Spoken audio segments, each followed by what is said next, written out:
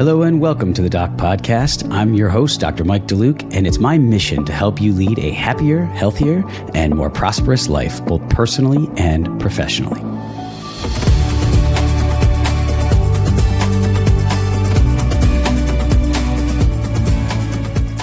Hello and welcome to this episode of the Doc Podcast.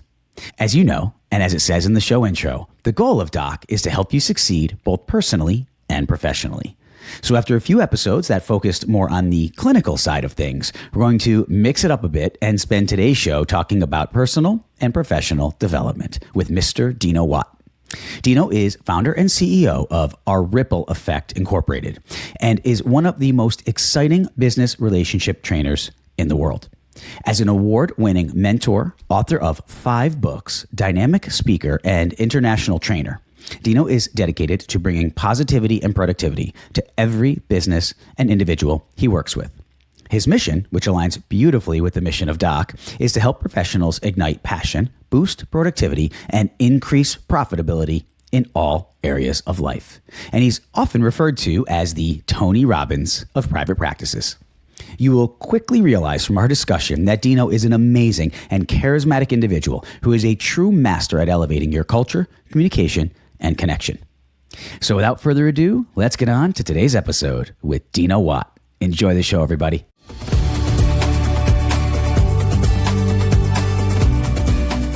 Welcome to the Doc Podcast, Dino. Yeah, thanks for having me, Mike. I really appreciate it. It's been a lot of fun. Yeah, really excited to have you on the show. And you're such a great motivational speaker. You're an inspiration. You've helped so many practices and so many people over the years. And I've known your name for a long time. Had never met you until I was lecturing in St. Louis at the Winds of Change meeting a few months ago. And you were the MC for that. And so really got to see you in action for the first time, even though I'd seen some of your online content and heard you in some podcasts, but I'd never gotten to really see you in your element. And you are really good at what you do.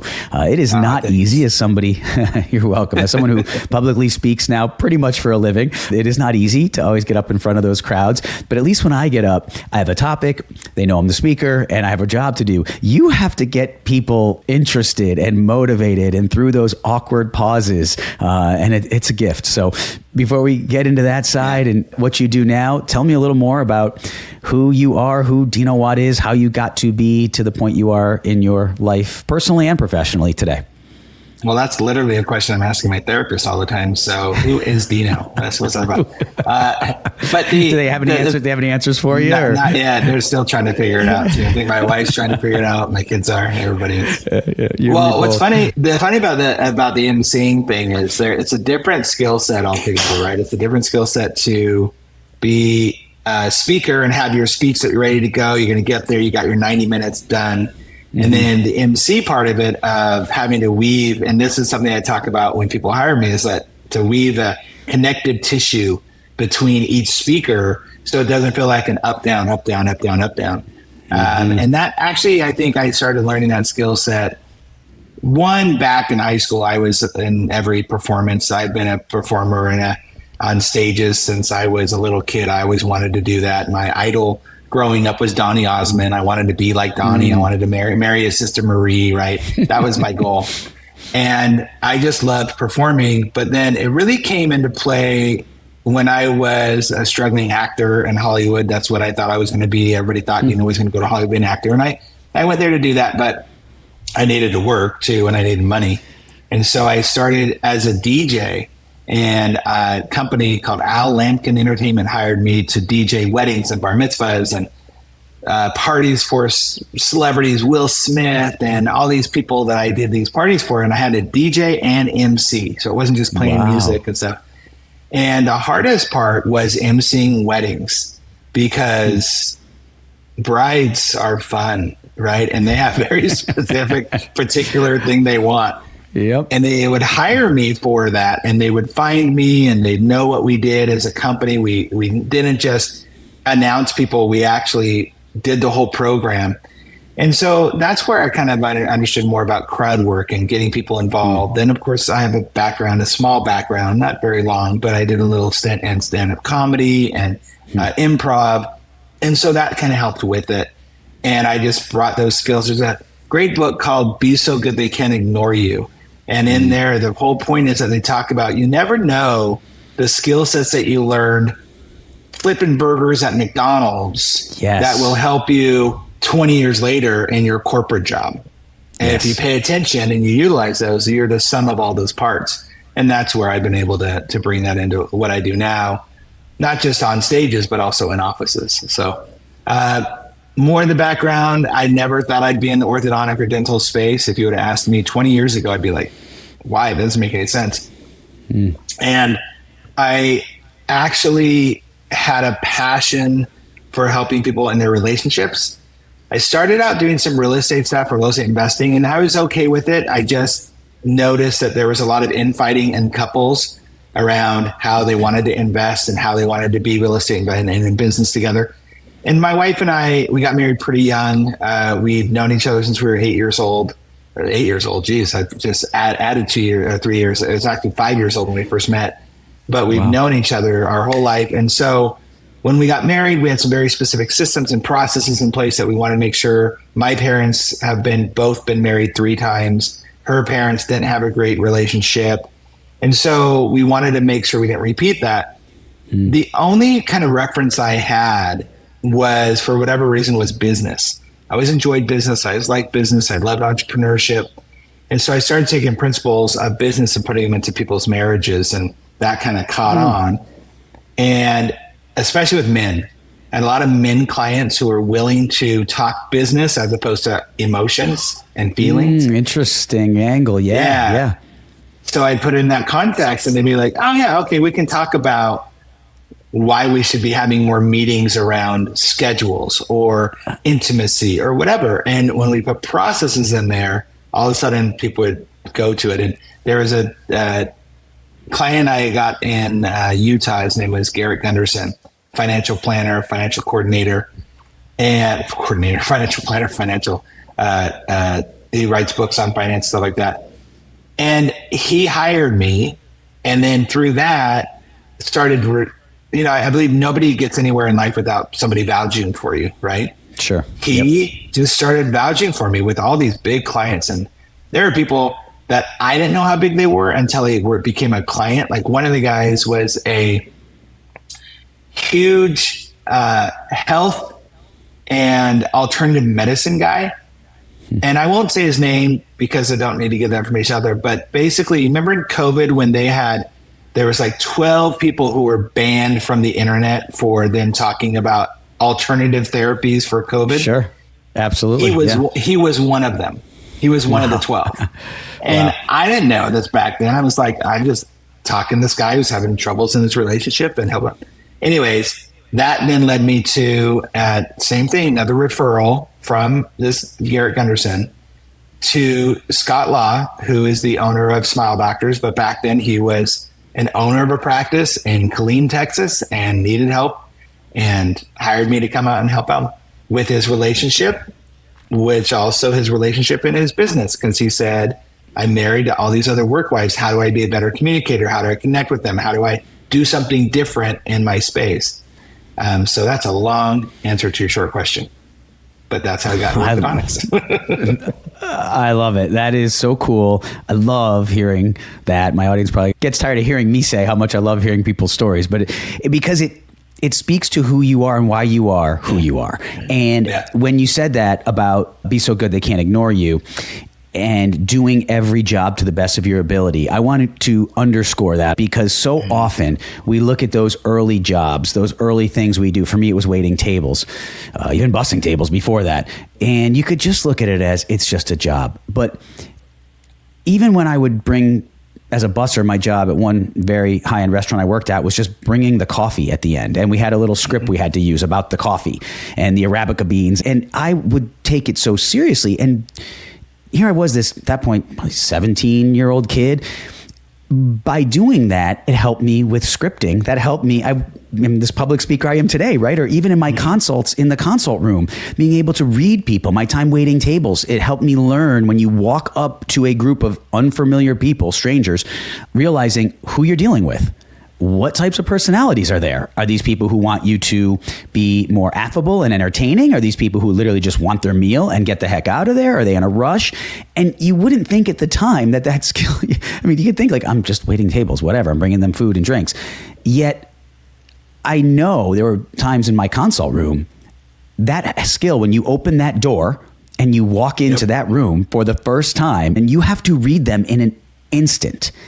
And we can get back into this a little more as we go, but I think a lot of the reason that some of my orthodontic and dental colleagues may go astray in the diagnostic and treatment planning process is, and I don't want to say as lack of people skills, I think a nicer way to say it would be they just may not read that person the right way. Mm-hmm. And if that person is a mechanic or works in some industry, say as an assembly line worker in an industry, versus that person is a high-powered CEO or attorney, you have to have a different persona towards those people. And the way you explain the value of your services has to be different. And I learned that waiting tables, like literally, and working in some other, landscaping type jobs and whatnot over the years. But so I'm so glad you said that. And I think we could extrapolate that to young docs early in your practice career, even if you're in your training or early in your career, maybe at a practice you don't want to stay at.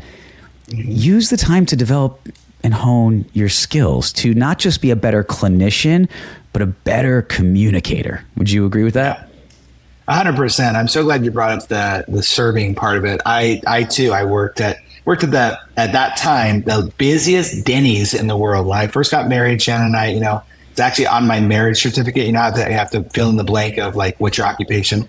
She wrote down server at Denny's. I was like, thanks, son. I hope to aspire to be more than the other day. But I was a server there, and it really taught me so many things around how do you connect with people quickly? There's everything you were saying. Yes. And I knew that, my income was based upon tips. It wasn't based upon what I was getting hourly. So I recognized very quickly, hey, if I can make these people feel comfortable, if I can make them laugh, if I can make sure they felt like they were my only clients of the day, yes, they were going to give me a bigger tip. And that just went on and on and on. But yeah, everything that I went through from, I used to do concrete with my dad, understanding how to have a good work ethic. Working at Disney. Boy, when I worked at Disney for a season, I only was there for one season, but boy, that taught me a ton. So it all works into this. And what I think would be good for a lot of business owners to do, and we live in a world where there are a lot of our business owners who either had very seldom, small, or no jobs before they had a business. Meaning, I've talked to plenty of doctors who their only job was to go to school and get good grades, graduate from college, go to dental school, go to ortho school, and then they get out. They maybe did they were associates somewhere, and then they opened a business. Some went straight from school and opened up a business, and they're like, oh, now I have employees. I don't know what it's like to be an employee. I've never been an employee before. So how can I relate to these people? I had a dentist call me. I want to say it was pre-COVID, so it was a while ago, but I remember being on a phone call with her, and she's complaining about her team. And finally she just, at the end of it, goes, I just wish they would think like I do. And I said, oh, there's your challenge, because if they would have thought like you do, they would have gone to dental school. And she went, oh, I never thought about that. I'm like, yeah, they just don't think like you. They're not going to. That's ridiculous. You're going to be very frustrated having that mindset the whole time. So yeah, it's definitely utilizing those little skill sets you've had through your whole life. You pick them up and they're a part of you. Yeah, they are. They really are. And you don't know when it's going to manifest. You just have to keep trying to hone your skill set do every job you have to the best of your ability, no matter what it is. Even if you are bussing tables or working at Denny's, it doesn't matter. You always try to be the best you can be. And it's okay to ask for help when you don't know. I think this is a really interesting area where we land in. And I know I've fallen victim myself to this a few times, but we definitely have this. We don't want to look embarrassed. We want to look like we know what we're doing, especially high achievers. You've gone your whole life being the best, top of class, all that stuff. And then you get to a place where you're like, how do I handle this employee who's having a mental meltdown? Or how do I deal with this patient who is not being compliant? Or how do I just deal with people in general? That's a skill set. And sometimes you have to be willing to say, you know what, I'm not going to make it up. I'm going to ask for help. You can read books for sure, but asking for help is crucial. Yeah. What resources, when you see that, when you go to help a practice or a doc, what do you see that, I guess let me back up a second. How do you analyze it first? What is your approach to figuring it out? Because that's always one thing I wonder about people who do what you do is how do you put all those moving pieces together? Because when you're going to these practices, and I know Scott, and actually about that time, going back, my gosh, 15 years ago, I was in a study group that Scott was one of the people who started, and it was an only email-based study group. It was before anything went to Facebook. It was literally an email listserv, the Progressive Orthodontist, if I'm not mistaken. And Scott was one of the founders of it. He was recently out of school, and there were some just wonderful. There are people who are listening, I know, that were in that group with me and know what I'm talking about, but it was, I think, only about 75, 80 of us, geographically exclusive. We shared openly about our practices. There's never been any other experience I've had as a professional that even can come close to it. And it was really exhausting because, I mean, the emails were nonstop. We were constantly, but it was protected. It was safe. You weren't worried about who else is reading this. If you passed it along and it was found out, you were kicked out. I mean, it was that strict. So again, not what can happen in the social media world, obviously, but I got to know Scott through that. And at that time I know, so I can only imagine how busy his practice was when, what was he, Central Texas Orthodontics or something of that sort at that point when he was, so I remember that his practice back then. So when you walk into a practice, we don't have to use Scott as the example, but just a big practice, right? Busy, lots of moving pieces. Where do you begin? How do you even begin to figure out how to put these pieces together? It's funny, I'll typically look for the areas of the people who are, I haven't actually used this analogy in a while, but the avoiders, the people who are looking like they're really busy, so much so that they can't have that conversation with me, that they can't pause. So I recognize that when people try to look like the Energizer Bunny and I'll get back to you, they're typically avoiding something, because if you have all of your ducks in a row, if you have all your systems in place, then you should be able to have time to say, cool, they're going to take care of that. Let me give you 15 minutes. Let me give you 10 minutes. Because if not, and if you're really that busy, then you're never going to have time to pause and talk to mom. You're never going to have time to pause and talk to a patient or a team member who needs some support. And if you're teaching your patient or your team members that, then that's a big red flag. So that's what I'll typically look is I'll find the people in the office, especially team members, who don't want to interact with me. Because usually when there's, somebody coming to the office, unless they're worried about you, and I get it, because sometimes there can be a bit of a stigma with consultants, and I've actually talked with some others who they go there and they're there to point out all the things you're doing wrong and to make you feel bad and to make you cry even. That's not my world. I don't play in that game. But once they realize that, if they're not coming over to me and having a conversation, or at least if I can come over and talk with them and they're actually not engaging in a conversation because they're too busy or they're rushed, I'm like, okay, I'm gonna dig a little deeper into that. That's the first thing I would look for. And same with the doctors. Okay. If the doctor's like, oh, talk to the office manager, she knows everything. Well, that's a concern. I want to know what you have going on. And then second thing is figuring out what do they want. If they don't actually know what they want and they just say, oh, we just want it better, or we just want to fix it, or we want to, not knowing what you want is the biggest problem that we typically all have in the world, whether it be our relationships, whether it be on parenting, but our money, but in our business. If you don't know what you want, then it really makes it hard for anybody to give that to you successfully. How do you help someone find or learn what they want? Great question. Lots of questions. Because when people, so for example, I ask this question often of, why do you do what you do? I'll do this with TCs. I'll give you the scenario with TCs a lot because I love to find out how TCs deal with money and asking for money, because that's literally their whole job, presenting a case, asking for money. And it's so important. And so I'll ask, tell me your braces story. Oh, it was awful. It was the worst thing ever. I hated my doctor. I hated having him for too long.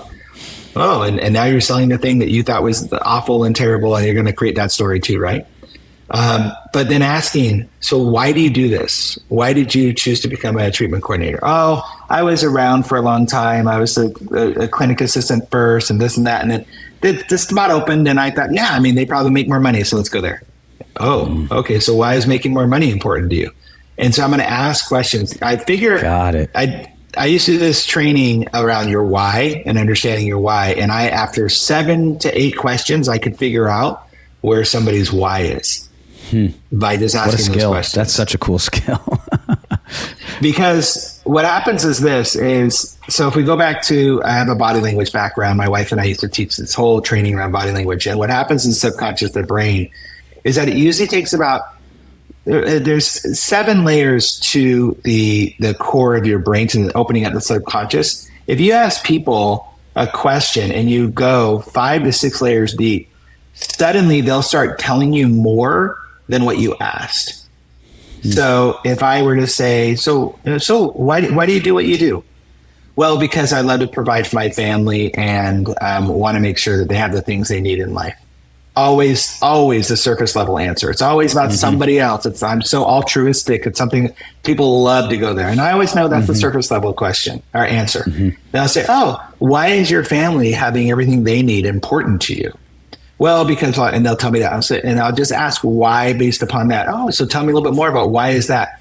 And usually around question 5, 6, sometimes some people are tougher nuts to crack, but usually around 5 or 6, they'll say something, and then they'll give me a backstory. They'll tell about when they were a kid or their parents or who they were connected with or what it did to make it move them emotionally. And they'll just start telling me more of the story. And I'll go, oh, cool. That's what's interesting. And now we know what to talk about. So that's typically how I do it. Curiosity is always the best. Hey, everybody. We all know that we don't learn much about interceptive orthodontic treatment, especially as it pertains to airway. That's why I created a comprehensive CE course that you can access through the doc website. This 26-hour course will transform how you think about and approach interceptive treatment and teach you how to implement airway-focused orthodontic treatment into your practice. Just go to theorthocoach.com and click on the courses dropdown. I'll also put a link to it in the show notes for today's episode. If you're looking for ways to improve the health and truly change the lives of your young patients, then this course is for you. And now back to today's episode. Oh, that's so cool. And when you go through that process, are there certain common threads that you find between those who are the most fulfilled in their practices and their personal lives, really, and those who lack that fulfillment? I mean, there's certain things you see that's like this helped this person. And I guess what I'm really asking in that is there any advice you could give to people on what some of those characteristics of those that are successful in this arena? I don't know if it's going to be a huge surprise to people because it's almost so trite how it's talked about, and I think it's so ignored. But almost always, when we get to, especially when we do the why exercise and figure out what their why is, almost always, it goes to something that is about their childhood, to heal their childhood, to heal or support that healing in their childhood. So like for me, so my vision and what I do, and the mission of what I do, I should say, is why I do every single day, is to reverse the direction of divorce, addiction, and suicide amongst private practice owners and their team members. That's why I wake up every single day. That's my mission statement. That people have probably heard me say that 1,000 times from stage, to reverse the direction, not reverse all of it, but the direction of divorce, addiction, and suicide amongst private practice owners and their team members. That's it. But why do I do that? Like, why is that important to me? Well, obviously, you could probably point out that divorce, addiction, and suicide has been a part of my life in some way, shape, or form, right? My parents divorced when I was 8 years old. My why in life is to make sure there's never another 8-year-old child standing on a sidewalk watching his father drive away. Well, I wonder where that comes from. From me when I was 8 years old. So you can follow the breadcrumbs, right? It's not that hard. Most of us in life have something like that. And you could take that to other little parts and pieces. Why do I have such a connection to team members? I love working with doctors, and I used to think I have to talk to doctors only because they're the ones who write the check to hire consultants. Yep. But I've really warmed up and connected with team members in a big way. I can talk to team members in a different way. When I speak, yes, I love to talk to doctors and I can talk to them, but you put a bunch of team members in front of me, I'm going to get them to warm up and get to like me and know I'm not a threat. Why? Well, because they're the ones who took care of me the most when I had my braces. And I remember Dr. Farash, he was a nice guy, but it was the assistants, it was the front desk, it was the people who made me feel special and didn't feel like a loser because I had braces on for 4 years because I was a terrible patient, but they never made me feel that way. So there's always something there about like, why do you treat this way? Why do you do that? Because it's going to connect with you. And I know it's a psychologically, it's actually two things that's interesting. And I'll end with this is that number one, it heals the past. But what we know about psychology now is that we typically have a future-based mindset and thought process. Will the thing I'm doing now help me in the future? How will this be helpful for me in the future? How will it help me get what I want in the future? And so we're healing one thing and we're moving towards another. And so we have to understand the relationship between those two in order to be in the present. So basically a future-based mindset viewed through our lens of the past is what we're essentially struggling with. And yeah. Well, healing that, right? Being like, okay, so cool. Because that affected me. And I mean, how many doctors do you know? And I love this question when I talk to doctors, my first meeting with them is like, why'd you become a doctor? When I was really robust in my podcast for a couple of years and I haven't done it for a little bit, but I would always ask doctors, so why did you choose orthodontics or why did you choose dentistry or why did you choose chiropractic? And there's typically a story around it. It's either something tragic happened to me and it fixed it. It's part of my family, right? It's my dad did it, my uncle did it, blah, blah, blah, somebody else did it. Or I had no direction. I wasn't quite sure. And I just was like, wow, that seems like the coolest thing. And so I did that. Usually those are the three.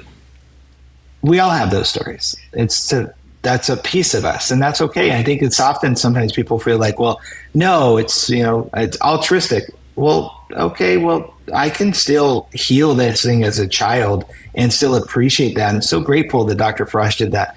I'm grateful that Mrs. Tillotson put me in the third grade play and made me sing to Don Henley's Dirty Laundry because it made people laugh at me and with me, and I got to have attention, and I'm like, this is sweet, I want to do this. And so I made that, right? So there's always that stuff that heals us there and that connects us with us, and then connect it to, why am I doing this in the future? What do I want?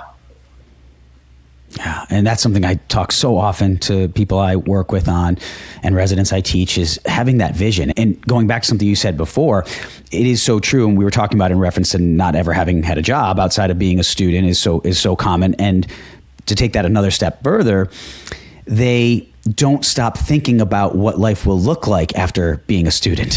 So they are totally immersed in that role, and we become somewhat institutionalized. I mean, It is, to be an orthodontist, it is 10 to 11 years after high school.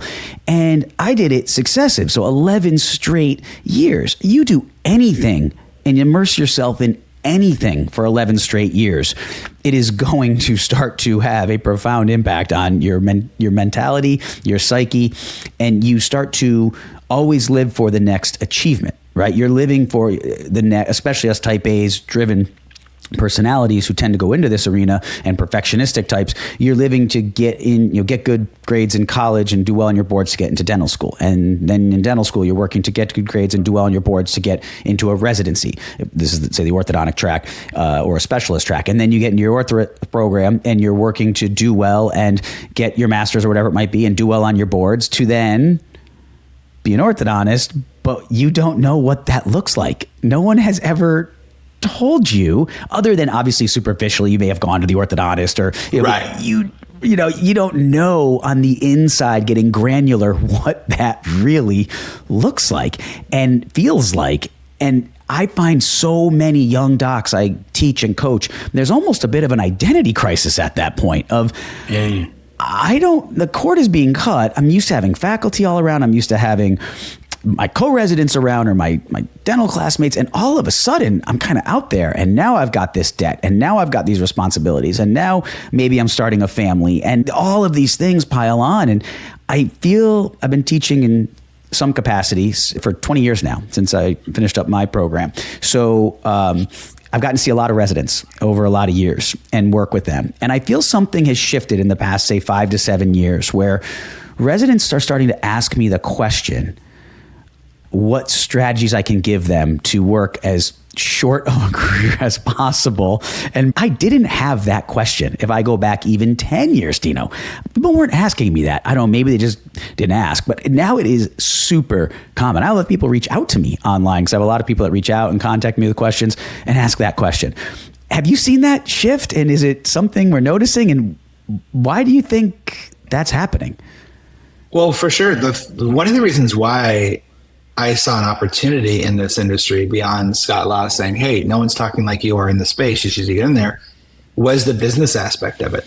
I was flabbergasted when I found out that the amount of schooling and all the schooling you do that you get around being a business owner is zero.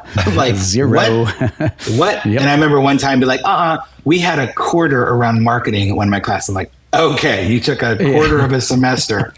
I'm like, when I first started out, I called it the propreneur, the professional entrepreneur, people who are professionals at what they do and are forced or choose, but forced to becoming an entrepreneur. And that's a whole nother skill set. It's literally, I've been doing this now for over 25 years and as an entrepreneur. And I'm still learning stuff every single day. This is a nonstop. I don't get my certificate and go like, hey, entrepreneur now. And now you're putting that on top of the professional side of things that you do. No, I've definitely seen that. And so I find it interesting, and I'm grateful that over the last couple of years, you've had company like the schools like the Wharton School and are doing the business track and helping people understand how to be better business owners and entrepreneurs. Now, I think it's interesting. And I'm not dissing on that program at all. I think any education is good. I learned early on that you can go to school and get a master's in business, but you never will master business until you own a business. So you can talk school, you can talk textbooks, you can talk all that stuff all day long, but until you've actually owned a business. So even in my world, I've owned businesses before. My wife and I owned a paper company back in scrapbooking years, when we were first married 30 years ago, right? So we've done that. I worked for the entertainment company where I helped build up that business. But for the past probably 10, 15 years, I've been more in the consultant side of things until this year we bought a practice. And it's really interesting to go and be like, oh, back in that seat again, now I'm having to eat my own cooking. I'm not just telling people what to do. I'm actually doing it. Right. There's nuances and changes and differences. So any type of education is important. I'm so glad the Wharton School is doing it. I think it's Harvard's doing the thing with Simon Sinek around your why and leadership and stuff. That's great. So I do see this shift happening, and I think it needs to happen more and more.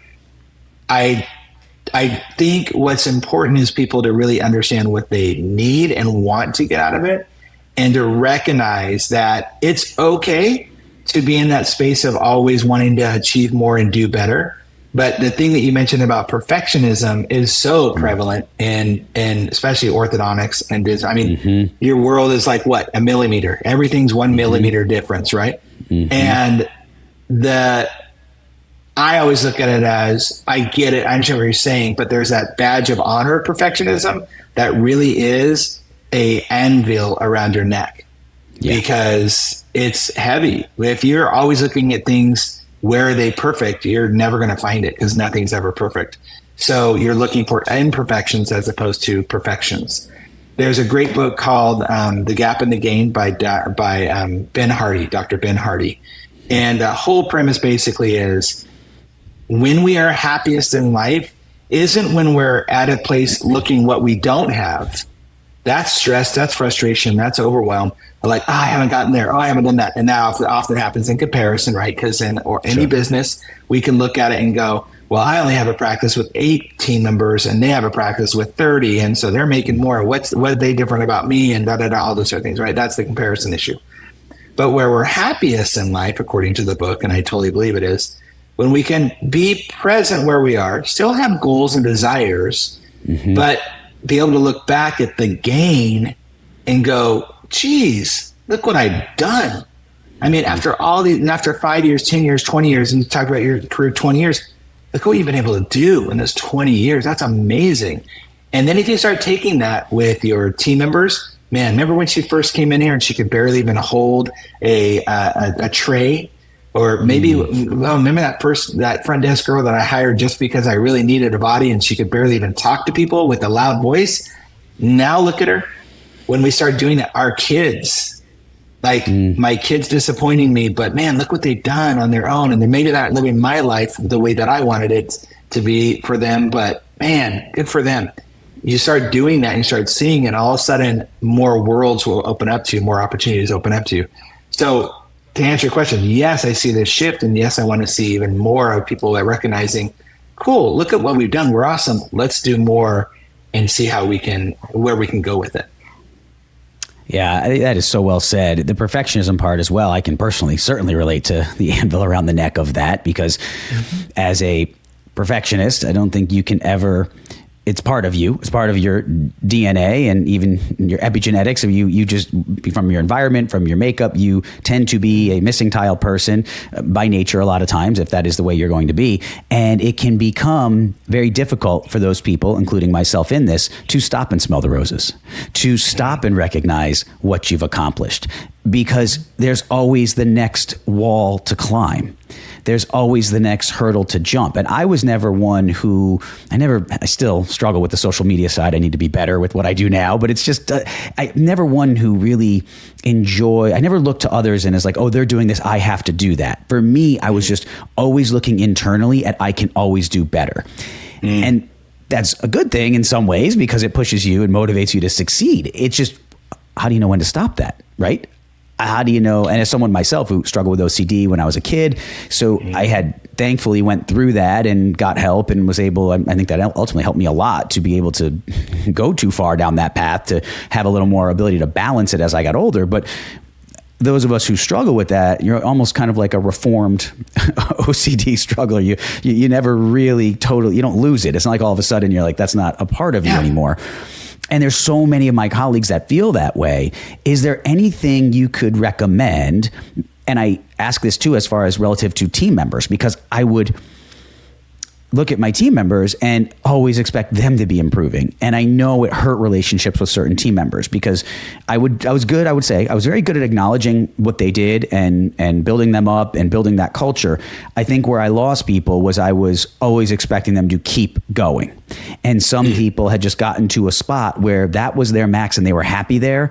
And I was thinking they could still do more because that's how I think. Back to your original comment, right? They're not me. They weren't, they would, if that was their personality, they might be in my position. So how can you help us with that in some simple terms and maybe some simple strategies to take the time to reflect on what we've done, to resist our nature and probably our nurture as well, to be able to enjoy it a little more along the way, because we all have achieved. I mean, just if you are a practicing orthodontist or dentist, or you have achieved the pinnacle. I mean, we don't. I look at these young docs today, and they don't realize it. It's almost like that anvil is such a heavy burden on them. They don't feel enough or fulfilled enough.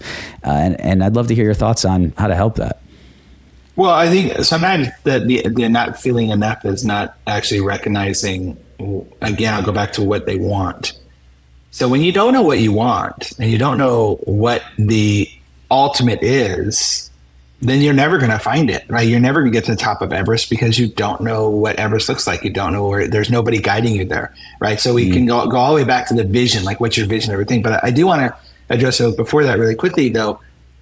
There's power in recognizing the thing without having to worry about changing the thing. So what I mean by that is, you're talking about your OCD. You are recognizing that it's there. You're recognizing that it's a part of you. You can just accept it and be like, yeah, I have a little OCD on that. Yep. Okay. Now I have recognized it. I've fed the beast, if you will, by giving it the recognition. Now I get to make a choice Am I going to choose to do that today or not? Am I going to go down that path or not? Like you even talked about being able to go, okay, I recognize that I'm not going to go down that path because I know what that path looks like at the end. Or even if I don't know, I have an idea of what that might feel like. I don't want to do that today or be that way. I think too often we look at this black and white. Either you can or you can't. You should or you shouldn't. It's like, well, maybe I shouldn't today, but tomorrow I might say, yeah, I'm going to. And to recognize that is really important. We cannot change what we will not acknowledge. And so acknowledging that factor of like, okay, today I'll only do 3 repetitive things as opposed to the 5 I normally do. That's progress, right? That's helpful. On the other side of that, the big challenge is not knowing what we want. So if you don't know what the end result practice is, I remember years ago, I had a doctor in San Diego I was talking to, and he was like, when I first got into practice, my mentor, when I was buying this practice from, he said, listen, you're going to watch all of your friends who you graduated from school with go up and buy a whole bunch of different practices. They're going to have 4 or 5 different, more the merrier. They're going to build all these multiple practices all over the place. And they're going to be stressed out and overwhelmed, and they got to go to different locations every single day. And you can do that. You can choose to do that, and you will be successful.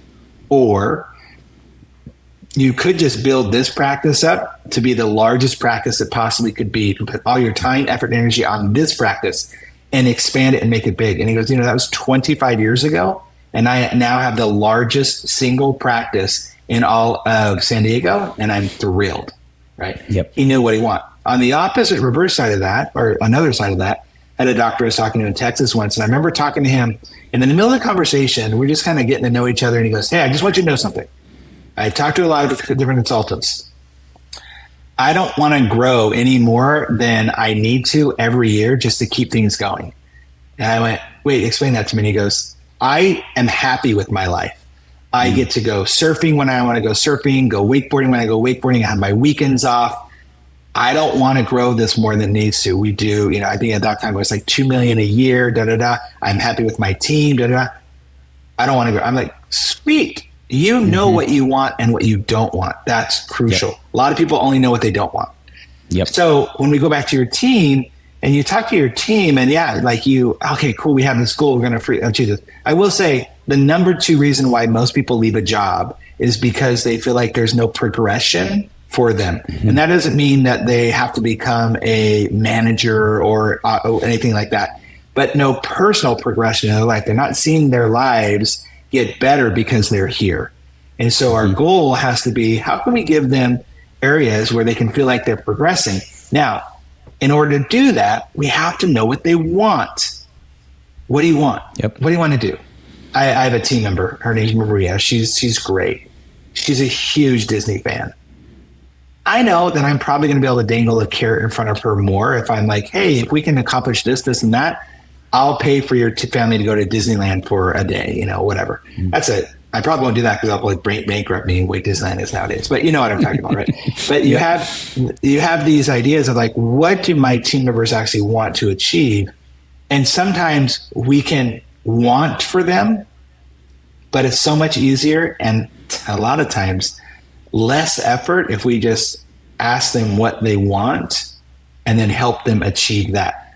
There's a training I do around understanding support styles and how to support people. It's kind of like love languages with couples. If everybody listening has ever heard about love languages, well, your team members have support styles.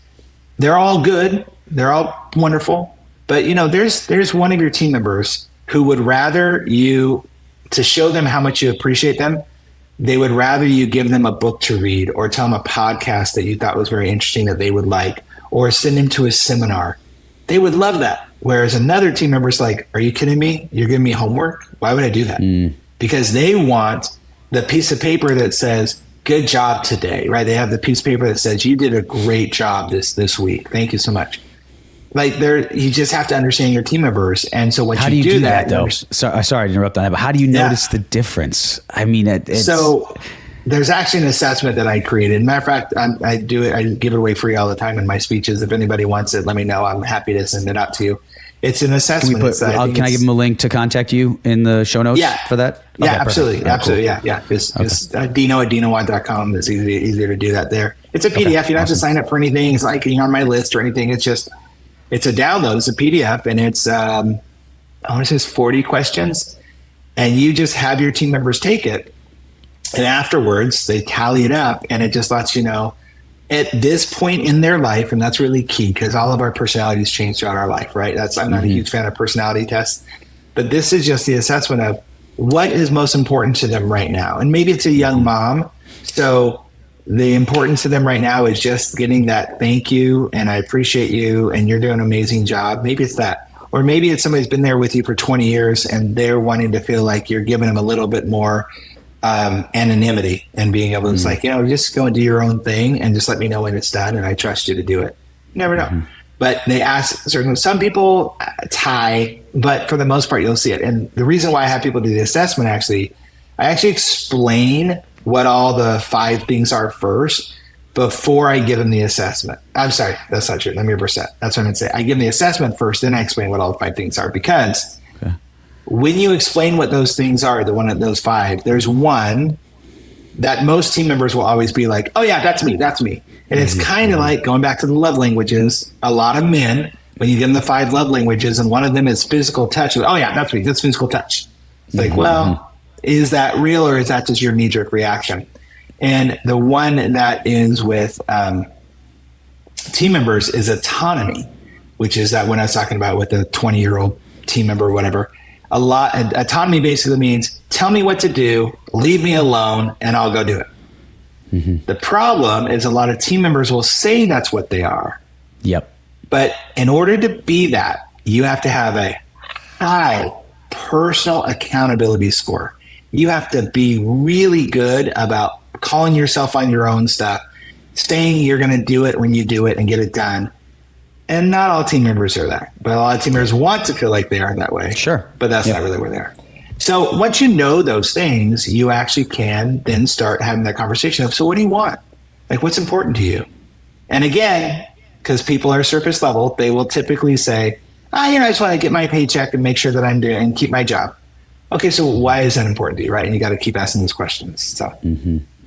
That's so cool, getting into the depth of it. And a lot of times I think we're scared to get into the depth of it, honestly, whether it's our relationship or our team members. I think we avoid it because, and especially growing up in the generation we grew up in, that wasn't how most of us grew up, where you were openly expressing feelings and talking about those things.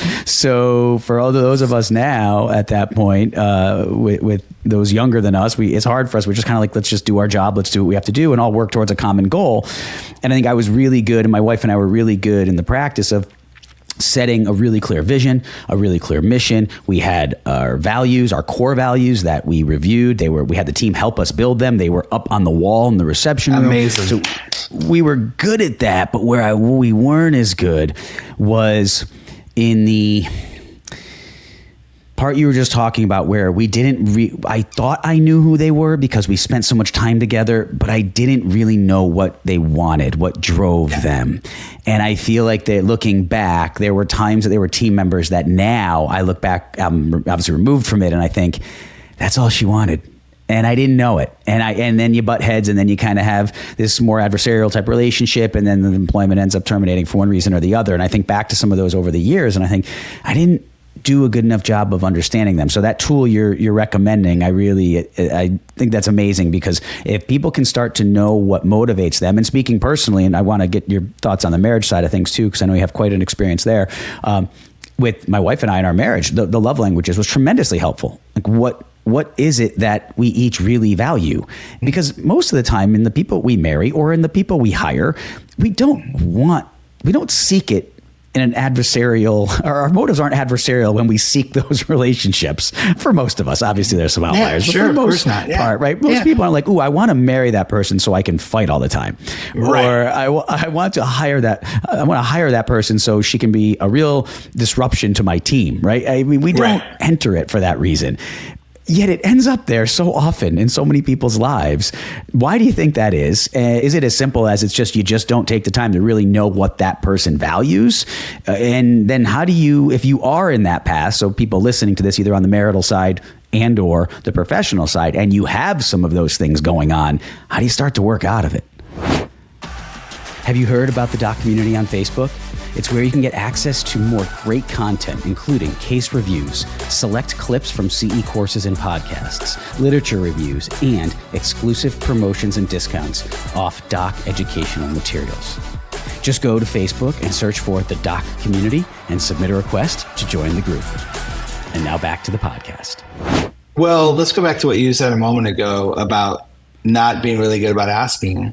Well, of course you're not going to be, because then you know, and you have to do something with it. And you're not psychologist. You're not, it's like you try to find out about your team members. I can understand can be concerning for people. We just got done talking about how they never even taught you how to be an entrepreneur. And now you got to actually be a counselor and a therapist and a referee and all those other things in the office too. Mm-hmm.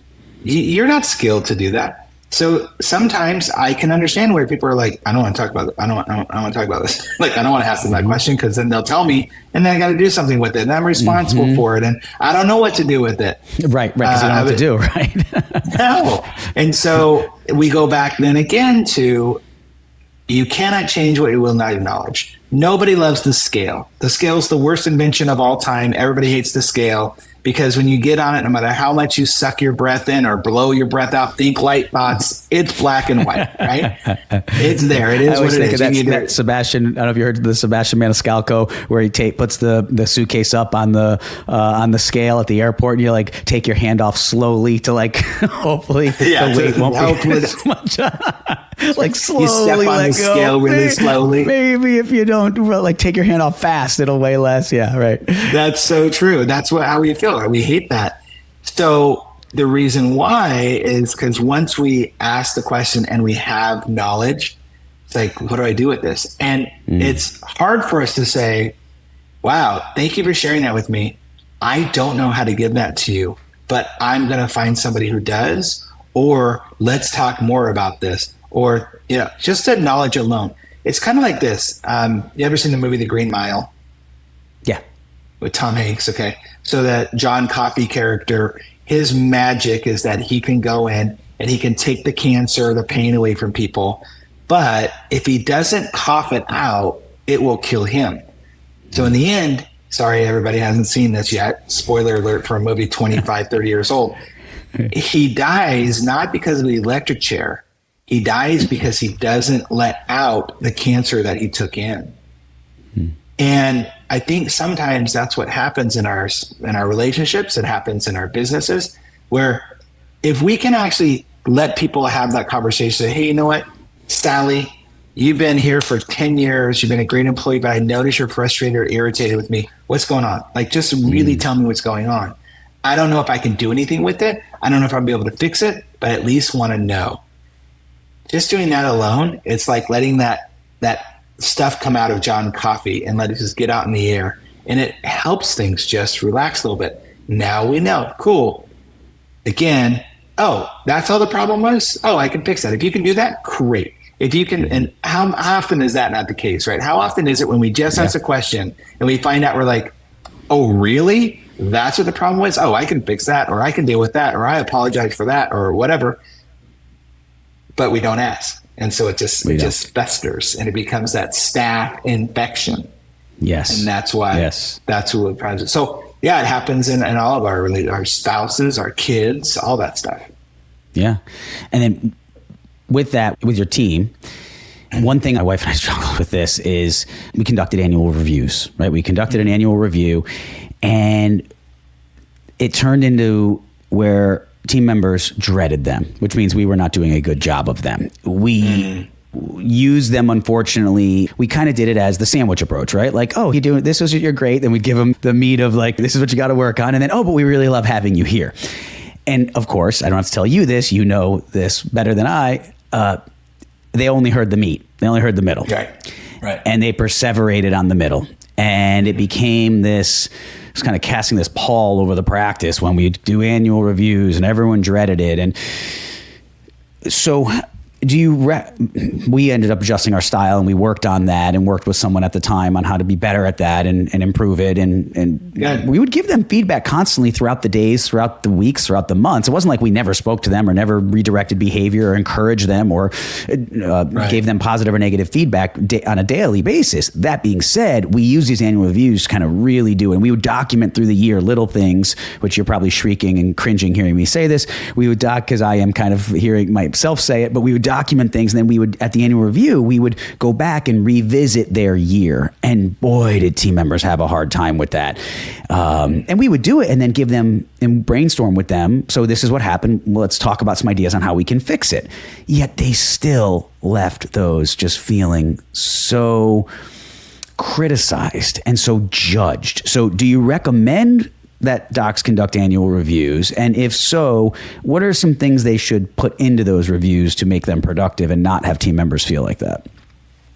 So I do recommend reviews. I don't know if I recommend annual reviews. And the reason why is because, as a team member, like you as an owner might remember the thing that they did 6 months ago or even 6 weeks ago that was like annoyed you because it was a moment. It's like, I'm going to write that down. I'm going to bring that up in an annual review. They're going about their life. Yeah. You understand the brain's job is to keep you alive. And its only job is to remember the information that's necessary for you to stay alive.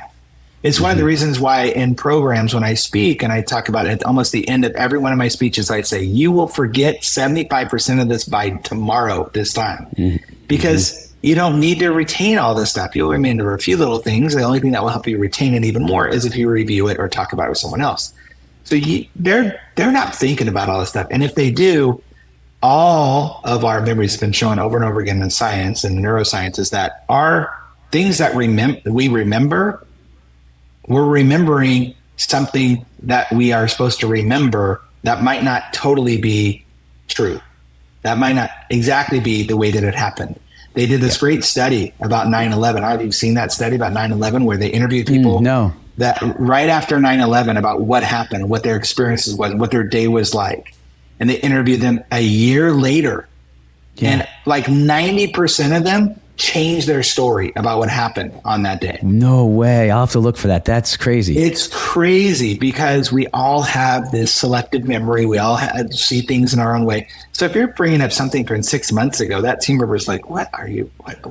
Yeah. I don't remember the circumstance. I don't remember what I was feeling. I don't remember if my latte was hot or cold that day. I don't remember. So what I like is more check-ins throughout the year.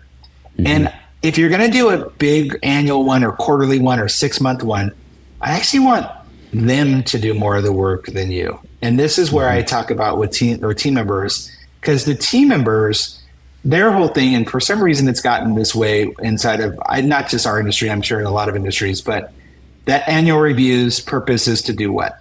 What's the main purpose of the thing? Yeah, that's it. That's exactly to get a raise. And that's exactly what I thought too. And so my thing is the onus to getting a raise should not be on the owner. And I say this, I literally say this to team members in my team meetings. Listen, if you think that the only reason you deserve a raise is because we've been breathing the same oxygen for the last 12 months together, that's insane. What I want you to do, I want you to get a raise, team member. I want you to. So when you go to the annual review, how are you preparing that? How are you coming to the owners and being like, hey, listen, I have been on time every day. I haven't called out a single Monday. I've read these 3 books. I went to this CE thing. I helped train this person. Show me why the software that I'm reinvesting in. And I say this in my book, Hire and Fire. I say this where I say, if you had somebody who did your software, say Ortho2, somebody from Ortho2 came to you and said, hey, Doc, this year we're increasing the fee that you're going to pay us for our software by 25%. Your next question automatically is going to be like, oh, what are my extra features I get? Like, what more am I getting? And they go, oh, nothing. As a matter of fact, we're probably going to do the most minimal thing we could possibly do for you, but we're going to raise it anyway. Like, we're just going to keep it the same and raise it. your next step is, who else am I going to talk to about replacing the software? I am not going to be using you anymore. There's plenty of other people out there. It sounds like health insurance. Right? Yeah, exactly. Or worse. That's so true. Right. Take a lot of stuff away, make it away. It is, and nobody likes Double that. the cost, add 50% to the cost, and take your services away. Great. Well, love it. Yes, totally. So what I say to team members is, man, if you want that raise, I promise you will get a raise every year. If you can go in and you lay out why. It's not the owner's job to prove to you why you should get a raise. It's your job to do that. It's your job to do that. And if you want control over your own life, if you want control or feel like you're in control and to be happy, listen, will you always get the raise? Can't guarantee that. Might just not be in the cards, might not have that much money in the company. By the way, team members should be aware of that. I think a lot of times we forget to do. Dan Deals does a great job of this out in Philadelphia, where he talks about this idea of every year he does a team meeting and he shows the entire team, hey, this is how much money we brought in this year. This is where expenses went. This is what we've been able to do. These are the team members we added. This is our growth.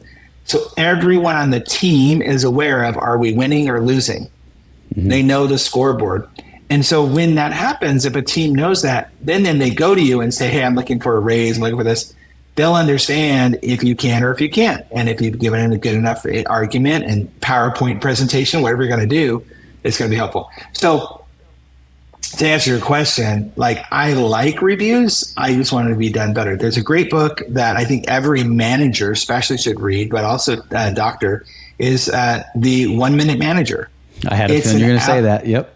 It's an allegory. Like, it's so easy to read. I think it takes like maybe an hour and a half, 2 hours to listen to. It's just checking in on people and, hey, how are you doing? And those are the interviews that are more important. My buddy Clint Pulver has a book called I Love It Here. And he calls it the parking lot interview, where now, is it always appropriate for every business, especially in the world we are today? No, but the point is the same. As he talks about the people in his book that he interviewed, the team members who recall the owner that walked into their car and talked to them as they were going to the car and had a little interview there. They're like, hey, how's things going? You doing everything all right? And like, that type of stuff is the interview. The other stuff is just semantics. Mm-hmm. Yeah. And on the part of compensation, just question that kind of for my own clarification. When you say raise, are you talking about in addition to like a cost of living adjustment annually, or is that meaning they would literally stay at the same compensation no matter what? So say, let's say you're given a 3% cost of living adjustment for the year. Is that a given for everybody no matter what? Or would it be they would be flat, and to get any, but if they're getting $20 an hour, they wouldn't automatically get 3% greater, the 60 cents, whatever it is greater. They would have to prove their value to get anything above $20 an hour. Yeah. So what I'm thinking is that if you are a business where you just automatically every year give them that cost of living increase, cool. Mm-hmm. But when you're looking at, you have people come to you and be like, hey, I need $3 more. I need $4 an hour more. I need $5 an hour more.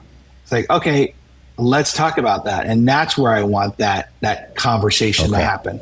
I think I just have a belief that you should pay people at the highest level you possibly can. And in return, know that you're expecting that value raise as well. Mm-hmm. Right. And so is this person a person where Keith Cunningham says it's great in his book, The Road That's Stupid. It's a great book. Mm-hmm. Keith Cunningham is a really smart business owner. And it's a very simple book because it's a non-linear book. You can go to any chapter and read that chapter. And then he talks about the idea of, this is his quote, so I don't want to take it from him, which is, every 2 weeks, you do not have to beg me for your paycheck. So why should I ever have to beg you to do your job? Now, if you're a team member and you're coming in to get a raise, I should have never had to beg you to do your job. Right. And I'm talking about bigger raise and whatever. That's a conversation to be had and to be known with your team members. Be like, hey, this is an equal exchange. Matter of fact, I'm sometimes, let's be honest, giving you more than what you put into it. But I'm going to do it consistently every 2 weeks for you. So yeah, a little bit above, if you're going to go above the cost of living, I just think it's a very interesting conversation to continue to have. And we don't talk about it as much as it should be talked about with both team members and owners. But like I said, I believe you should pay. I think Alex Ramosi says it's great when he talks about how it took him a while in business, like 10 years, to learn that the more he paid for proper talent, not just because he wanted to pay more money, but you compensate them on their compensatory talent, that his business got better and faster and scaled more. I believe that. I believe you hire the right talent and you put the right money out there and you attract the right people and you know how to interview them correctly. Almost every problem in your business starts at the hiring process. So you do that correctly, you're good. Yeah, I completely agree. And having run practice for almost 20 years and been intimately involved in that process, the hiring is key. We revamped that a lot too. And I will say on the interview side, once we did get to a non-annual review type mentality, because we did change that when we realized what was going on, and we revamped that process to make it more of an ongoing review process. And then we would annually discuss compensation as part of their overall compensation package in the team, but we didn't tie it to the review. That was really, really helpful when we dissociated those two things. It was so, when we broke those two apart, it was a whole different, because you said the main thing they're thinking of when they go into that review is, am I getting a raise? That's their focus of everything. And it clouds your judgment and their judgment. So that was a really, really big plus for those out there. Just a little tip maybe to do that. I want to come back to the hiring part in a minute because that is so huge. But the bonus side of things, I'll just tell you what we did, and you can tell me what you think. I've never mentioned this to you before, but we went a lot of different ways in bonuses. And when my practice was growing like crazy in the beginning, because I was a de novo startup, we were able to look year over year and give some really great bonuses because we were doing a lot of it off increased production. Well, then you get 10, 12, 14 years in, and as a single doc practice, and I was more that mentality of the gentleman you were speaking of before, where I wanted one big, strong, powerful practice. I did not want to have a bunch of satellites and be traveling. That was my vision. And I'm proud to say I built that. You're not going to keep adding that type of growth year over year over year indefinitely if you're a single doc. I mean, maybe there's some outliers out there who can do it, but the vast majority of us aren't going to do that, nor did I want to. I didn't want to keep growing at that pace anymore. I was busier than I even wanted to be at that point. I was trying to level off a little bit. So I found at that point, my wife and I were like, what do we do about bonuses now? Because we've always tied them to starts or production or the numbers or whatever it was. So what we came up with, which actually worked quite well in our situation, was we did have a profit sharing plan that was part of it. And they were aware that if the practice could do better, because when you're trying to get a front end team member to realize they can't waste a bunch of copy paper or be careless with the supplies, they're like, you've got all this money, you're the rich orthodontist, who cares? But if you help them understand that there's expenses and there's income, and the difference between the two, we all get to share at the end, that was actually pretty important. And we gave some really big profit shares to our more senior team members. I mean, they were getting big checks into their retirement at the end of a year. So that was nice. The other thing that was really great, and I don't know if I mentioned this much on the show, but we did something called a JWD, or a job well done bonus. And what it was we would catch, it's kind of the well done philosophy, right? We would catch them doing well. And we would not tell them right at the time, but we would just shoot them an email or pull them in the office real quick and say, hey, Susie, I saw you talking to mom. I heard you talking to mom, and she was really hot, and you used conflict resolution steps beautifully. You calmed her right down. By the end of it, she was happy. You know, that was awesome. You're going to see an extra $25 in your paycheck this week. Just thank you. It worked really, really well, Dino. And I don't even remember how my wife and I came up with a JW. We just were kind of desperate, you know, these business owners not knowing what we're doing and trying to figure things out and realizing we had to try something new. And some of these girls were getting thousands and thousands of dollars at the end of the year in JWDs. And then it wasn't any more tied to our production at all. It had nothing to do with that. So tied to how the practice does, our report card was their profit sharing, right? Because we wanted them there. And then tied to their daily, weekly performance, we would do these JWDs. And we did them for even part-timers. I mean, we had sterilization techs who would come over and after school, a lot of them were girls I treated in the past and work in the lab. And they had a really busy day of retainers in the summer. We'd throw them an extra $25, $40 just to be like, hey, we know you were here for 2 hours straight and put your head down the whole time. We really appreciate you. And that worked really well. So I don't know what your thoughts are on the bonus system or what you think about that, but I love that. I love that. I used to, in our marriage course, we used to talk about, you know, men tend to not always think things through all the time. Stereotypical, I know, but you know, I would say, hey, I say I've been guilty of that a time or two. So yeah. Well, I would just say, like, wives, like, if you want your husband to like do the dishes again, when he did the dishes because you asked him to, you could either be like, well, it's about time, or about enough, or you could go over and give a big old kiss and a hug and say, baby, I'm so grateful. Thank you so much, man. I really appreciate that. That's called an imprint in his brain to go, wait, dishes equals kiss, the intimacy. Oh, great. Okay, I'll do that more. And I know it sounds trite, but that's how we all are as human beings. We love to be rewarded with the thing in the moment. So I love that job well done thing. It's great. When it comes to bonuses and stuff, listen, I think that in a lot of companies, you can get to the place where the word bonus loses its definition, because a bonus is not an expectation. And too often bonuses become expectations and they also become intimidations.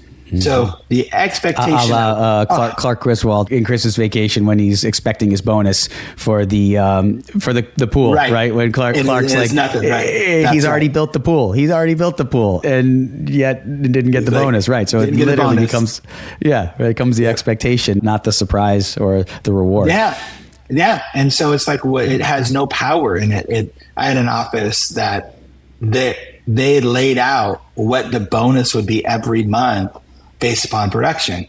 And I just went, why don't you just give them all a raise then?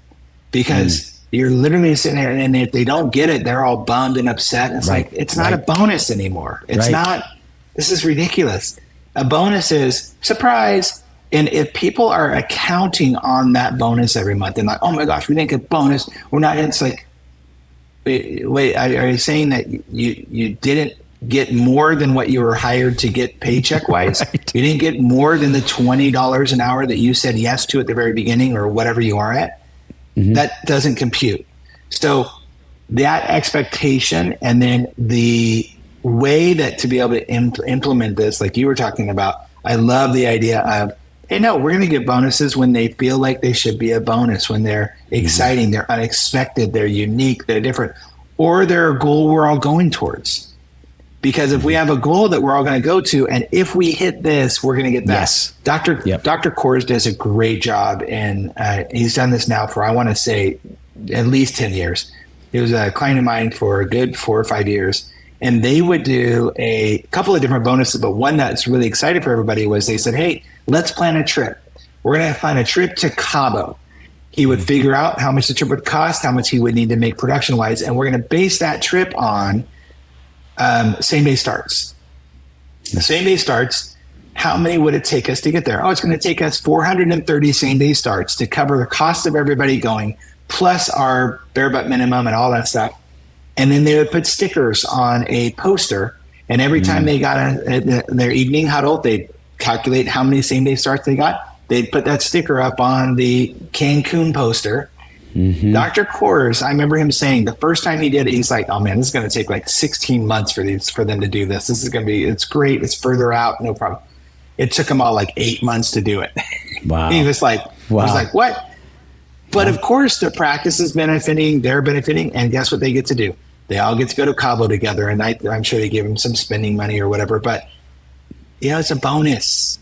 Yeah. It's not an expectation. And so, I'm a big fan of that. I love what you guys put together with that. I think it's very smart.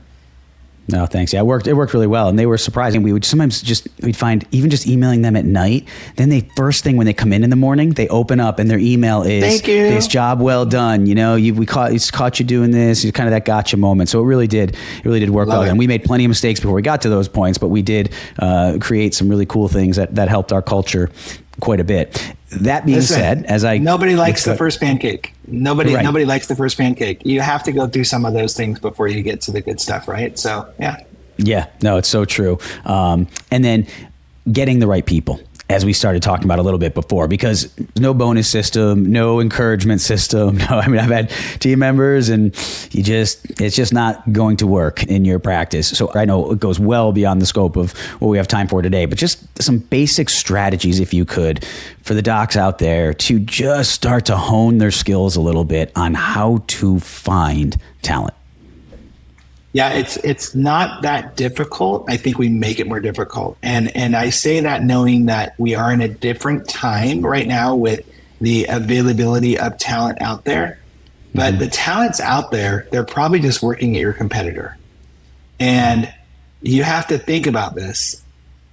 First of all, how are you treating your current team members? Would people want to work for you? Would you want to work for you? Like, are you treating people the right way? I have that quote that says, nothing will ruin a great team member faster than watching you tolerate a bad one. Are you tolerating a lot of bad behavior in your practice? And these great team members are sloughing off. Jim Collins says this in Good to Great, right? He says, we have a list of A-list players, then you bring in one C player, everybody drops to a B. Yep. They have to, psychologically they will. Same thing. You tolerate bad behavior. And I know it's typically the person who is the best at doing what they do, right? And they're the hardest person. They're the hardest person to fire, the person who's really great at what they do, but bad fit for the culture. I get it. But are you showing your current team members the right path, that you care about them, that you are willing to let go of somebody who's even the best at what they do for the good of the entire team? That's first part, because nobody wants... It's like bait and switch. You hire somebody saying, oh, we're a great team and all stuff, and you come in and they see this drama and they'll either add to it or they'll repel from it and be like, I'm not working this place. But number two is that you just have to take more time. It's just a fact. Take your time, slow it down. You don't need a warm body. You want a warm body, and what you're going to end up getting is a problem. Because if you don't take the time, and I always say hire 3 times slower, fire twice as fast. Dave Ramsey is a great example to look at this. He was doing a Christmas show a year, 4 years ago, something like that. And he was talking about their hiring process, and that every single person goes through a 21 interview process. Every person that works for the Dave Ramsey Corporation goes through a 21-person interview process. Why? Wow. He said, because the more you let people talk, the more they will tell you who they are. And that's just true. So I have a buddy who I used to be in a performance group with years ago. He worked for Disney for, I want to say, probably 25 years. And he recently announced on Facebook, a couple of years ago, that he was going to be leaving Disney and going working for Dave Ramsey. So I was like, I want to find out if this is true. I want to find out what it is. And I know him. He's a good friend on Facebook. So I write him and I said, hey, Sean, how many interviews did you go through? Is it true it's 21? And he goes, well, mine wasn't 21 because I had enough people in there and they sought me out. He goes, but it was about 13, 14. And it was from different departments. And he said, yeah, they ask you so many questions. They get to know you. They want to know because they want to make sure they have the right people. Now, look at Dave Ramsey's corporation. Look at these corporations that actually take the time to hire people. Look at Zappos. Zappos that has a program that will track you. If you call into their office or you send them an email, it's going to track how many times have you called in and tried to get a job? How many times have you submitted your resume? Because now they know, oh, you're serious about it. Zappos, a company that literally will say after the first week of training, hey, if you feel in any way, shape, or form this isn't a fit for you, we will pay you $500 to leave right now and not become a member of Zappos. These are companies who care and they understand they're protecting their brand. They're protecting the team that they've already built. And so they're taking their time to hire people. So my 2 biggest things always are, you spend the time that's necessary. You do not just be desperate out there. It's like, think about that in dating. If you're the desperate person that's going to hire, sleep with anyone, word gets around and you're not going to find the best talent. Yeah. A couple topics I just want to touch on before we finish up. One is the corporate dentistry side. That's a big thing now, especially for these young docs. They just don't know, should I go work for a corporate? Is it a long-term solution? Is it a short-term solution? What are your thoughts on that? And I know preface that by saying not all corporate dentistry is the same, right? Not all DSOs or OSOs are the same. It is not one. We're not labeling them as all the same. But there's definitely pros and cons to it. And I think more than that, people are really worried it's just going to take everything over. And I'd love to hear your thoughts on what you see as the landscape of our profession, someone who's really on the inside of this and now owning and being really on the inside. What do you think the landscape of the profession is going to be going forward? Yeah, I think that there's a lot of ways to look at it. Number one, I don't think it's going to be the ultimate thing that takes over everything, because there's always going to be a need for that personal connection, that personal touch, that hometown feel. So it's actually it can be a competitive advantage if you know how to play it right, if you know how to say like, hey, we're still mom and pop, we're still just us, you're not dealing with corporation. And there's a place for that, that's fine. And there's the other side of that too, where people who are going corporate be able to say like, hey, we have the systems and processes and we have the backup to make sure that you're taken care of. I think there's pros and cons to both. When it comes to being a doctor and deciding, I'm going to go back to that initial question of what do you want? Because let's face it, just because you're a doctor doesn't mean that you're set out and made for being an entrepreneur. Maybe you're somebody who just wants a really great place to work, where you're going to get that paycheck every month, and you're going to build up your retirement, and you're going to just live a great life with your family and not have to deal with all the headaches of overhead and employees and running a business. Everything we've been talking about essentially up to this point. Yeah, maybe you're that guy. Great. Yep. And it's okay to own it, and the guy or gal to own that, like to really recognize who you are and be like, you know what? I just want to do great quality work and not have to worry about all the other stuff. Yeah, maybe a corporate route's the way to go. Maybe it's not corporate. Maybe it's you want to be the best associate ever in a private practice. And boy, you put yourself out there and be like, listen, I have no desire to own. If you want to do a profit share at some point, cool. But I just want to work my butt off. I want to be a great team member. I want to support you as a business owner. I know 4 guys who would hire you today. It's like, because understanding that's a value. And then if you're somebody who is like, listen, I just want to do my own thing. I never want to have to worry about the headache or the concern I have about corporate coming in and telling me what to do. And I don't want to work for somebody else. I want to build the dream that I have. There's actually, who was it that just said this? Jerry Seinfeld. I just watched this thing with Jerry Seinfeld. He said when he was writing the script for Seinfeld, he had a friend of his who said, hey, I'm writing this script for this new pilot. And he said, well, if you do it 100% exactly the way you want to, because it's much better to fail doing exactly what you wanted versus failing with somebody else's idea. So listen, if you want to go for it and be a business owner and fail in that space on your own because it's all your idea and your stuff, cool. That's intriguing to you. But if you're also somebody who's like, hey, I'm gonna do my life, knowing that you have a set paycheck coming in, knowing that you can get some profit share, knowing that you can have set vacation. Look, for some people, that's amazing. That's awesome. So there's no right or wrong. It just goes all the way back to that question of what do you want? And the clearer you are on that, you're not worried about corporate. You're not worried about anybody coming and taking over your job. You're just going to do you. That's so true and so well said. And I completely agree 110%. And I tell young docs all the time, especially residents that I'm directly involved with teaching, when they come to me and they start talking, usually by the time it's early 3rd year, they're starting. I try to talk to them in the beginning about thinking about this in their 1st year, but it tends to be the nature of it. I get it. It starts getting real when you start hitting that 3rd year mark, if it's a 3-year program. And they'll ask me, what do you think about different opportunities? And I always love those conversations. I do preface it with, before we even discuss this, you need to know what you want your life to look like. Who does 20-year Dino look like? Where are you? Are you married, single, divorced? Are you alone somewhere? Do you want to have your own practice? Do you want to work with others? Do you want to be a boss? Do you want to be an employee? you have to have an idea of where you're going and then start to work back from there, and it will start to get more clear. And that doesn't mean you are going to guarantee to end up exactly where you think you would be. You just have to have some sort of idea of where you're going. Because if you just start out like, well, maybe I'll do corporate, but I kind of think I want to own, but I kind of think I want to maybe buy into a practice, and you're never going to figure that out on the fly. Some people get lucky, I get that, but for most people, you're not going to stumble into it. You're probably going to end up frustrated, and 5 years down the road, not as fulfilled, right? I would also say, to be open to being okay with not knowing and being like, I'm not sure what I want right now.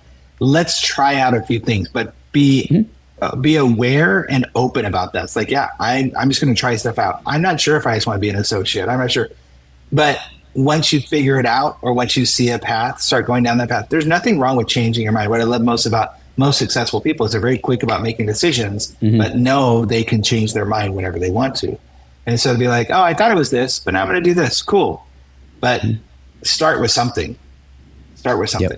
Yep. And underlying that, again, having that, knowing who you are, right? What's your why? Yep. What is your why at the core of that? And it makes a lot easier. So just to wrap up, with your experience as a marriage counselor and obviously working with other people all the time, one of the things I see, and one of the struggles, and having been a busy parent, clinician, entrepreneur, teacher, spouse, how do you help people balance all of that? And especially as it comes to the marital side, how do you help them through that? Because life is so busy. A lot of times now there are two parents, both working, both with kids that are busy, and life is very, very busy. Some may even be both professionals, right, with very busy careers. And I talk to so many wonderful people on this show who come on, and I consider myself someone who's achieved at a pretty high level and a doer. And I'm like, how do you do what you do?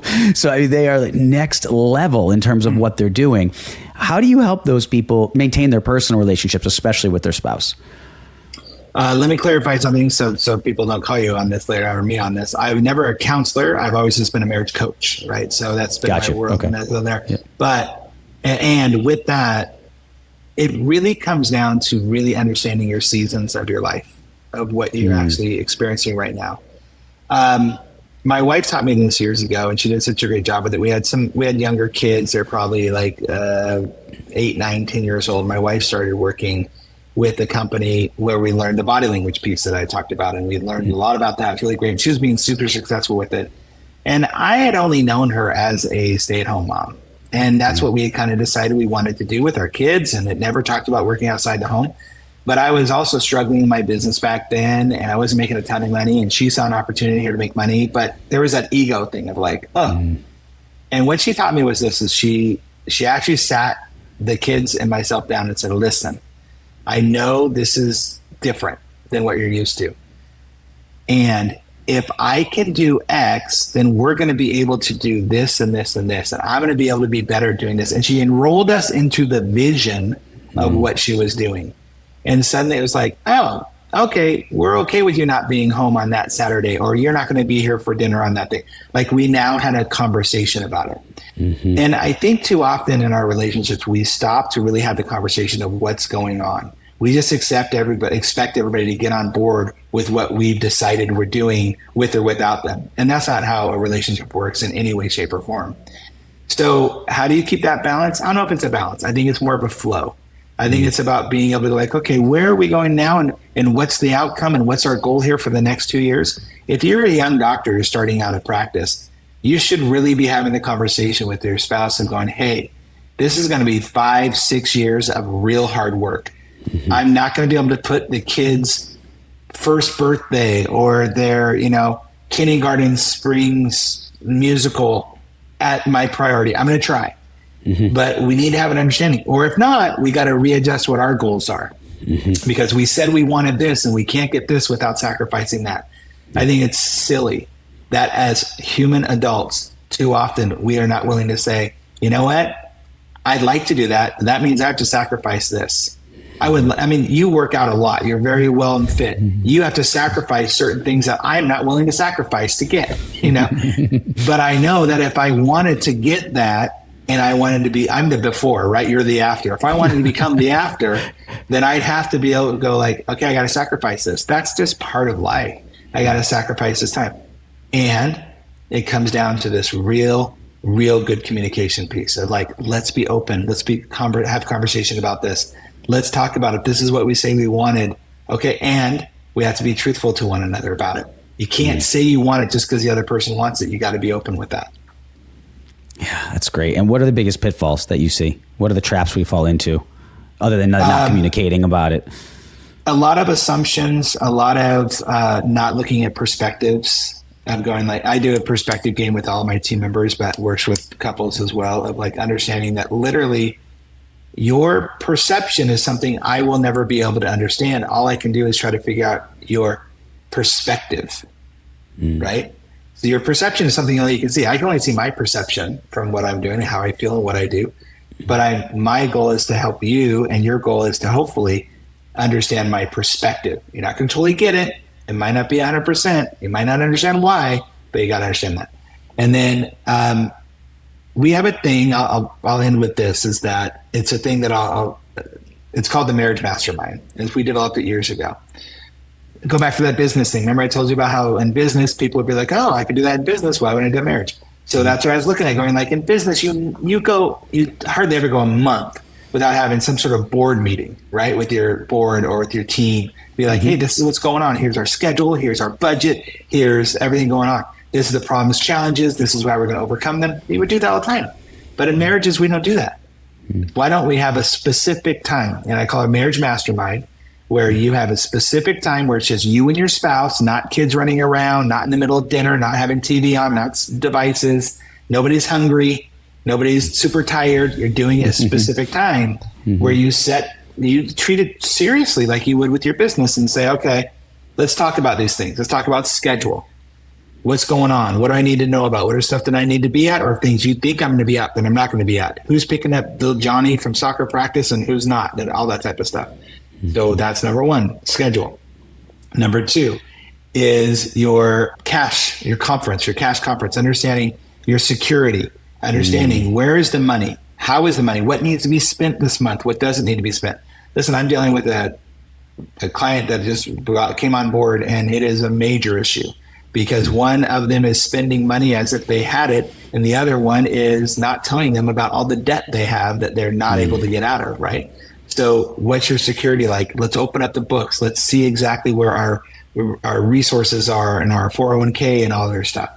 And then you have your connection moment of like, okay, so let's talk about some of the sticky stuff, some of the stuff that you've been kind of annoying me. There's a great question we asked, which is, how am I doing as a spouse? How am I doing as a father? How am I doing as a spouse? And that is the key to be able to let them say, you know what?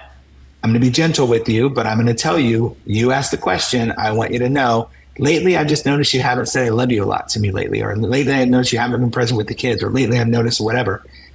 That's your time because you asked for it to really take it in, take back that feedback.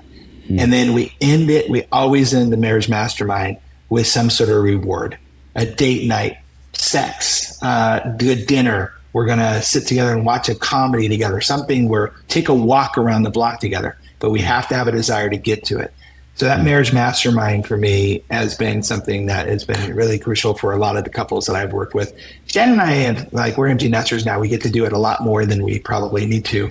But because it's just kind of innate in what we do. So we don't necessarily have it written down every month that this is our Marriage Mastermind, but we will have times where like, hey, we need a cash conference. We need this. But if you're struggling with that, that's a really good place to start. Have a specific dedicated time where you're both going to be doing it. And again, the rules are you can't be hungry, can't be too tired, no kids around. It's not, you have to have a set time. Oh, that's the last thing. It has to be a set time. Give yourself 45 minutes to an hour to do it. Got it. Okay. How long? Yeah, great. And be done. Because if not, it's going to go on forever. And monthly, you think about? Monthly at a minimum. It should be every other week, but monthly is the minimum. Yeah. Okay. And how far ahead do you typically say to schedule it? Like, do you set up... Do you leave before you leave that meeting? Do you set up the next one Yeah. So during the scheduling part of that, scheduling is that's where you're going to schedule. Okay. So when's our next mastermind? It's here. Okay. Because if not, it's going to get left to the wind and it's like, we'll get to it someday. Right. Right. We'll meet another time. And sounds like it's very, very important that if you're going to do that, you keep that as serious as a meeting as, say, our meeting to do this podcast. That's right. It is non-negotiable. You don't, unless there's obviously some huge emergency, but you don't just go, well, I can bump the meeting with my wife. That's easy to move. You'd be hard pressed to bump the investor into your business to invest $1 million in your business, right? You're going to be at that meeting. Mm-hmm. You're hard pressed to do that. Well, you're investing the time, effort, energy into the relationship. And if you don't, and somebody said this to me years ago, so it's so true. Like, you'd rather invest the time now than have to split 50% of your money later. Mm-hmm. And the time that takes to go through the litigation and the separation. And then we all know people that are going through that. And my gosh, it may just be what you just described may be the single greatest ROI of anything you could quite possibly do. Mm-hmm. Really, if you really 100%. Look at your time, taking your time and your money and your well-being and your health span into account, I think it could be the greatest ROI. So amazing stuff. Dino Watt, you are amazing. You are a wealth of information. I can see this was a great conversation. I really, really enjoyed having this talk with you, and I could just keep going, but out of respect for your time and our audience time, we'll wrap it up. But how can people reach you, find out where you're at, and follow some of your content? Yeah, Dino at DinoWatt.com is my email. DinoWatt.com is my speaking site. You could go to DinoWattConsulting.com, and that'll help you see the consulting side of what I do. They're both really fun, unique websites, I think, that really stand out and tell you a lot about me and my personality and what I do. And happy you can get my books. I'm actually re-releasing my book this year for the 10-year anniversary, but The Practice RX is still on Amazon, and I still get people calling me up saying, hey, I just read your book. So that's a great way to get a hold of me and find out more about what I do. Perfect. Well, I'll put links to all that in the show notes, and just want to thank you and recognize you for all you do. You really do. I mean this. I've never heard somebody say anything but positive things about you. Wow. Your energy, your enthusiasm, your knowledge, and you're really helping people. At the end of the day, you are helping people live better lives, and that's really admirable. And I appreciate you, admire you for what you're doing, and I thank you for sharing with everybody. Thank you. I appreciate it. All right, Dino. Take care, bud. You too. Bye. Thank you for tuning into this episode of the Doc Podcast. Be sure to visit theorthocoach.com to get access to ADA CERP recognized CE courses, or to schedule a private one-on-one coaching session with me. Also, if you know of someone who would make a great guest for this show, or if you'd like to be a guest yourself, please email me at drmike@theorthocoach.com. And be sure to join the Doc community on Facebook for more great content. Thanks so much for listening, and always remember, you have been blessed with the ability to do amazing things.